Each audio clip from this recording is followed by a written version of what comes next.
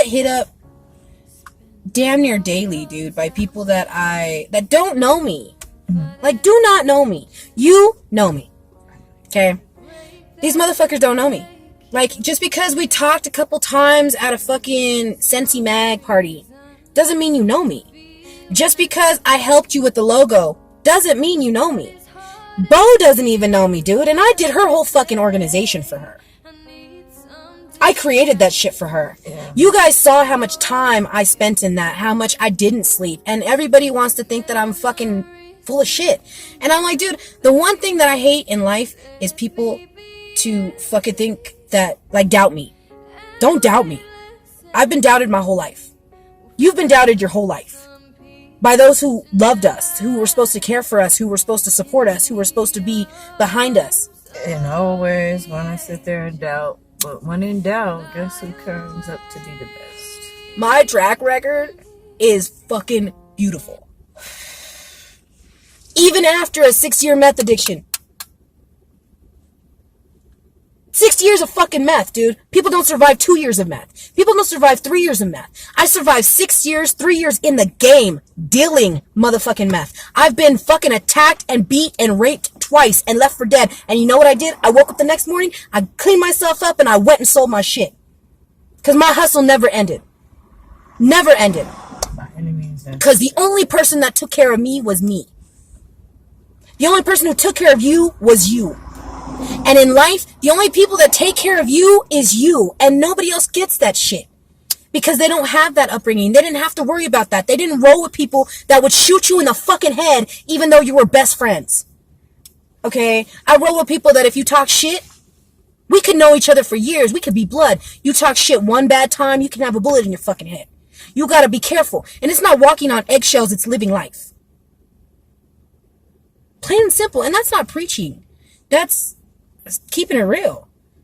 Personally, it is. And so I get sick and tired of being a part of an industry where everybody assumes because this person told me this about you, that's how you are. It's worse than high school, dude. High school, I take high school in a day. I'll take high school in a fucking day, and I hated that shit because I felt uber mature. I felt like I had lived 3 fucking lives before any of these people I went to school with. You know what I mean? I'm an old fucking soul, and I don't give a shit what anybody says. Because the only one who can speak our truths are us. That's it. Exactly. And it's like, unless you live a life like that or a lifestyle like that, like, you know what I'm talking about. You know what kind of lifestyle I'm talking about, dude. The lifestyle we've chosen for ourselves is not the lifestyle that the typical person that I deal with in cannabis has gone through. Okay? It's hard out there, and people don't realize it. They only know by what they've heard. They've never really dealt with it. Would you live a life where trauma is an unfortunately, sometimes there's some things you can't prevent. There's things that you can, but you don't have the ability to prevent it. So unfortunately, you really still can't. Honestly, sometimes you're too proud to accept the help as well. I got that issue. That's what it is. I got that issue. I think I went with that. You're too proud to accept the help, so you stay in that position. I think for me though, I always say that when I start conversations or I'm in a conversation, I'm like, for me and in my opinion, because I can't speak for you. You know what I mean? So for me, in my world, and I'm very self-aware, yo. Like, uber self-aware. I know my faults. I know my flaws. I know I have issues like speech damage, so on and so forth. Like, I know all this. I know this is going on. I feel it. And I know I'm prideful. But I think the reason I'm prideful when it comes to accepting help is because I know how somebody can actually help me, but I haven't found the person that can actually do it the right way. Like, there is a way of helping me.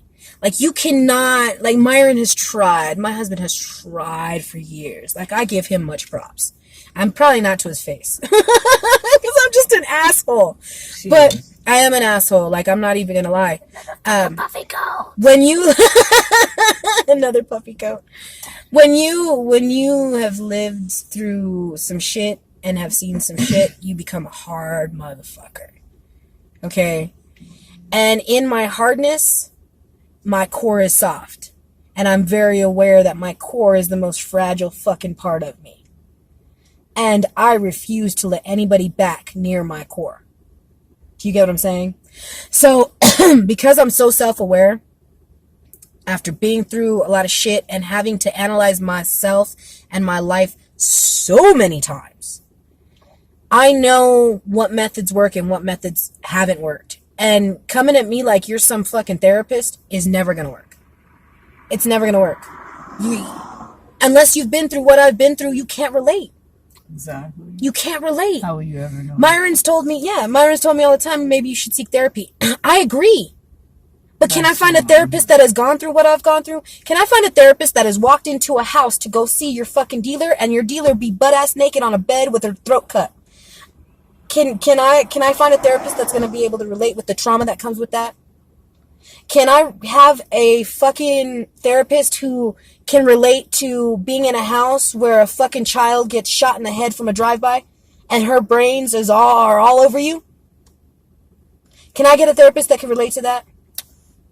You know what I mean? Probably not. You know what I mean? Probably not. So, and a lot of people are like, well, you just laugh. I laugh because I don't know what else to do. Sometimes you have to laugh. You know what I mean? And it's not even a funny laugh. It's an awkward, what the fuck do you want me to say?